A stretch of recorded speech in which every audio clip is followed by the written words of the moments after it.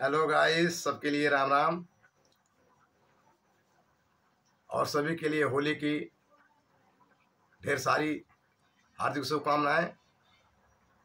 सबका त्यौहार मंगलमय हो।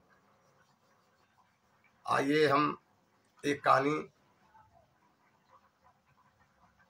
प्रभु श्री रामचंद्र जी और केवट के बारे में सुनाने चाह रहे हैं। किस तरह से प्रभु श्री रामचंद्र जी के लिए केवट ने शमशा नदी के पार उतारा अपनी नाव से, और चरणों को देखकर जब केवट ने पिया है और बक्खे पर बैठाल कर प्रभु श्री रामचंद्र जी के लिए केवट बड़ी खुशी खुशी नाव पे चढ़ाता है। जब तीनों प्राणी रामचंद्र जी, प्रभु राम, लखन, माता जानकी जब नाव पे बैठ गए तो केवट ने जब अपनी लग्गी को लगाया है और जमुना जी के पार के लिए चल दिया है। और चलते चलते जब नदी के जब किनारे पे पहुंचा केवट, तो उसने नाव को फिर वापस घुमा लिया। बीच धार में लाके रोक दी और फिर बीच धार से फिर नाव में लगी जब लगाई, फिर किनारे पे ले गया और फिर किनारे से पीछे की तरफ मोड़ दी, फिर बीचों बीच नदी में लाके रोक दी नाव। लखन लाल देखने लगे कि केवट मुझे चक्कर कटा रहा है। एकदम लाल ताल आंखें कर कर लखन लाल गुस्सा आने लगी। प्रभु श्री रामचंद्र जी ने जब लखन लाल की तरफ देखा तो इशारा किया, भाई शांत हो जाओ,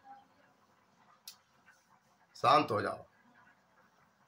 तो लखन लाल कहने लगे, भैया ये बार बार हमारे लिए नदी के उस पार ले जाता है और घुमा के फिर बीच में ले आता है, और बीच से फिर ले जाता है किनारे, फिर बीच में घुमा के ले आता है। हमारे साथ ऐसा क्यों करता है?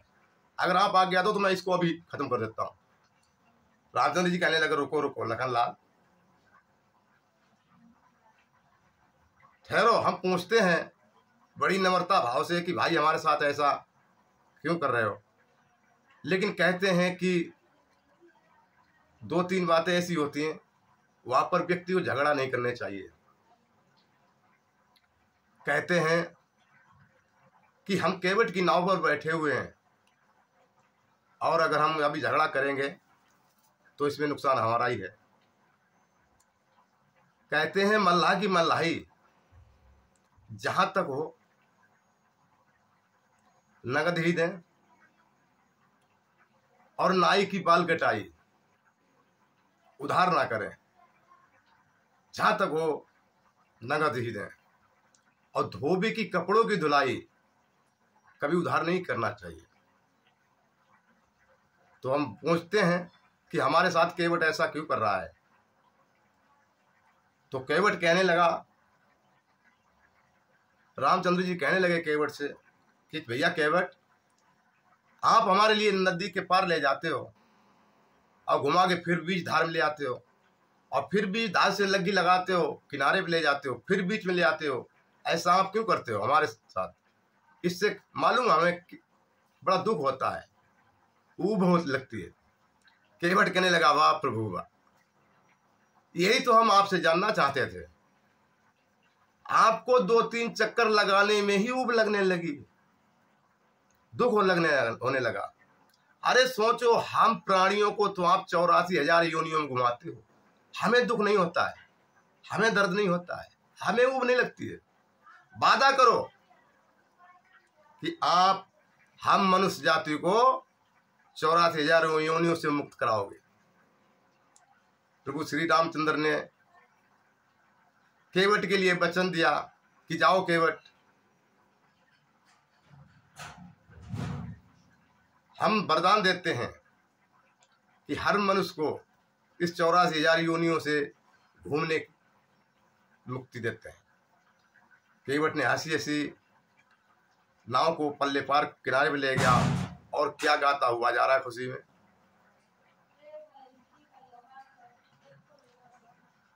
मिलता है सच्चा सुख केवल श्री राम तुम्हारे चरणों में।